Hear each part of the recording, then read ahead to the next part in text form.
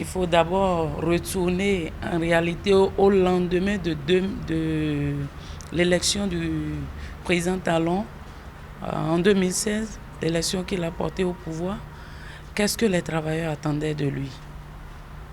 Et si nous repartons aux promesses électorales qu'il nous faisait, c'est qu'il avait pitié du travailleur béninois. Il a pitié et qu'il pensait changer les conditions de vie de ces travailleurs. Est-ce que c'est à ça que nous avons assisté aujourd'hui? Chacun pourrait apprécier. Le dialogue social, qui devrait être le maître mot, n'est pas au bon fils.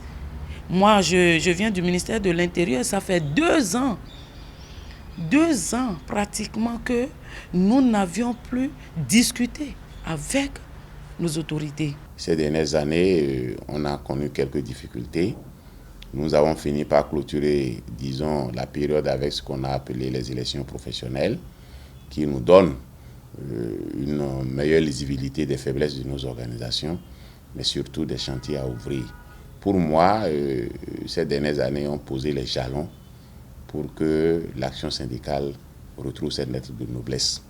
Et forcément que les relations professionnelles qui sont d'essence conflictuelles puissent mieux se gérer dans notre pays.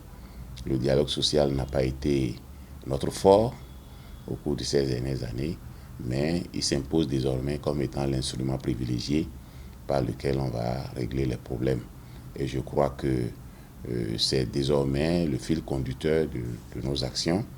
Nous allons nous employer à réévaluer ces rapports et surtout enclencher avec les autres la possibilité de faire une nouvelle relecture de tout ce que nous avons connu comme désagrément en termes de tests en matière de travail et voir comment on poursuit l'amélioration des conditions de travail.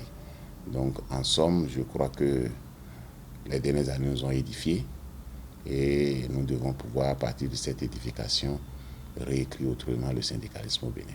Il y a le dialogue que nous continuons par prôner, par souhaiter, mais il n'est pas encore à la hauteur de nos attentes. Ça, il faut le dire honnêtement.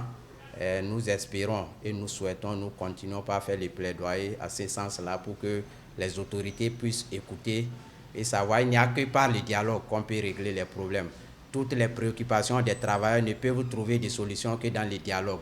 Donc, aussi bien autorités que syndicats, nous sommes obligés de faire face au dialogue et de travailler pour que ce dialogue puisse être un dialogue franc, un dialogue sincère, un dialogue fructueux pour le bien-être du travailleur béninois.